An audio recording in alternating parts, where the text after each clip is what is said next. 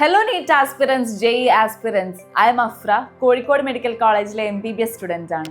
Eduportന്റെ ESAT scholarship exam നടക്കാൻ പോകുന്നത് നിങ്ങൾ എല്ലാവരും അറിഞ്ഞിട്ടുണ്ടല്ലോ. ഈ ജനുവരിയിലാണ് എക്സാം നടക്കാൻ പോകുന്നത്.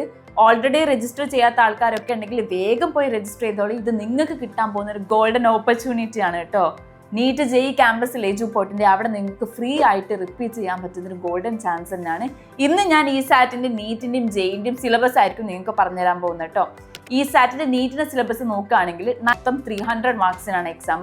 അതിൽ വരുന്നത് സബ്ജക്ട് എന്താ വെച്ചാൽ botany, zoology, physics, chemistry and aptitude.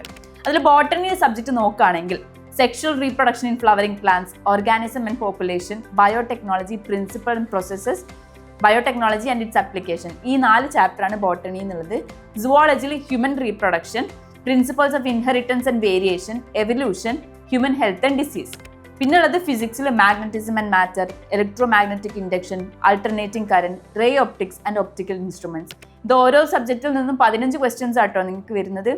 കെമിസ്ട്രിയിലാണെങ്കിൽ solutions, electro chemistry, coordination compounds, halo alkanes and halo ions, ഇതിൽ നിന്നും 15 ക്വസ്റ്റ്യൻ.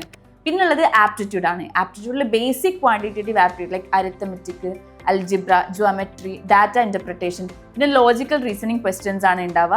ഇതെല്ലാം കൂടെ കൂട്ടിയിട്ടാണ് മൊത്തം 300 മാർക്കിന് നിങ്ങൾക്ക് ESAT നീറ്റിന്റെ സിലബസ് വരുന്നത്. ഇനി ESAT ജെഇന്റെ സിലബസ് നമുക്ക് നോക്കാം. അതിൽ നിങ്ങൾക്ക് വരുന്ന സബ്ജക്ട്സ് മാത്സ്, ഫിസിക്സ്, കെമിസ്ട്രി, പിന്നെ ആപ്റ്റിറ്റ്യൂഡ്. മൊത്തം 240 മാർക്സിനാണുള്ളത്. 60 ക്വസ്റ്റ്യൻസ് ആയിരിക്കും ഉണ്ടാവുക. ഈ ഒരു എക്സാം വരുന്ന നിങ്ങൾക്കുള്ള ചാപ്റ്റേഴ്സ് ഏതൊക്കെയാണെന്നറിയോ? Matrices and determinants, integrals, differential equations, 3-dimensional geometry. ഫിസിക്സിൽ വരുന്ന chapters magnetism and matter, electromagnetic induction, പിന്നെ alternating current, ray optics and optical instruments. ഇതിൽ നിന്നും 15 ക്വസ്റ്റ്യൻ ആട്ടോ ഫിസിക്സിൽ വരുന്നത്.